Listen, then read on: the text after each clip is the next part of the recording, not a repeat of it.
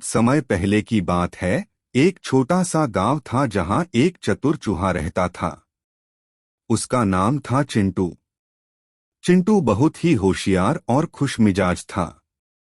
उसके गांव में हमेशा ढेर सारी मजेदार गपशप होती थी। एक दिन चिंटू ने सोचा कि उसे थोड़ी मस्ती करनी चाहिए। उसने अपने दोस्त गजब के बंदर को बुलाया। गजब बंदर बहुत ही प्यारा और मस्ती भरा था। चिंटू ने गजब के बंदर से कहा, चलो हम एक अद्भुत सफारी पर जाते हैं। और उन्होंने वन के अंदर चलना शुरू कर दिया। जब वे वन के भीतर पहुंचे, वहां देखा कि एक दुष्ट शेर उनकी ओर बढ़ रहा है। चिंटू और गजब बंदर डर गए, पर तभी चिंटू के मन में एक उपाय आया। उसने गजब बंदर को कहा, तू अब तक एक बंदर है, लेकिन मैं तुझे राजा बना रहा हूं। इस शेर को हमारा सेवक मानना होगा।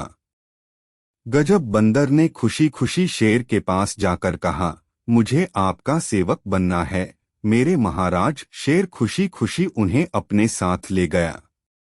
चिंटू और गजब बंदर अगले दिन शेर के आगे नृत्य करने लगे। वे गाने गाते, झूले जमाते और बहुत सारा मस्ती करते। शेर बिल्कुल गजब के बंदर की तरह नाचता था।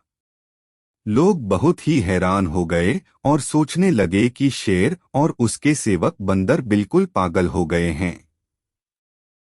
एक दिन गजब बंदर ने चिंटू को कहा, महाराज, मुझे एक गुफा में रहने की इच्छा हो रही है। चिंटू ने सोचा, हाँ, यह बड़ी मजेदार बात होगी। वे दोनों गुफा में रहने के लिए चल दिए। गुफा में जाते ही उन्होंने देखा कि एक जिंदा डायनासोर वहां सो रहा है।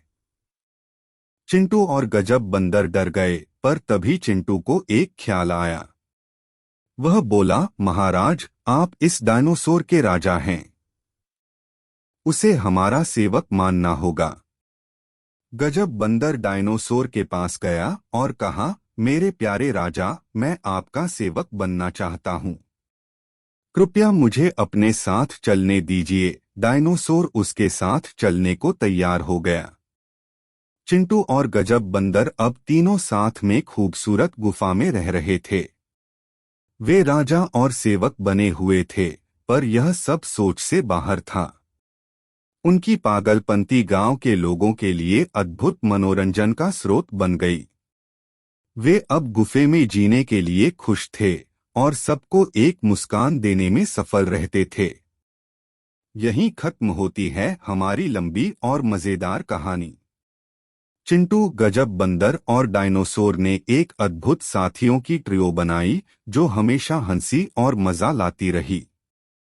यह साबित करता है कि दोस्ती और मस्ती हमेशा जीवन को रंगीन बनाती है।